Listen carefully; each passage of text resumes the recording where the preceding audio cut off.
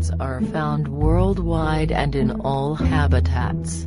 The largest is the 9-foot-tall ostrich. The smallest is the 2-inch-long bee hummingbird. Everything about the anatomy of a bird reflects its ability to fly. The wings, for example, are shaped to create lift. The leading edge is thicker than the back edge, and they are covered in feathers that narrow to a point. Airplane wings are modeled after bird wings.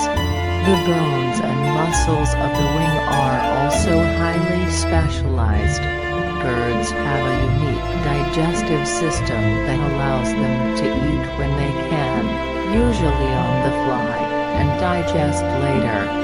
They use their beaks to grab and swallow food.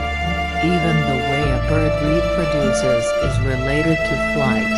Instead of carrying the extra weight of developing young inside their bodies, they lay eggs.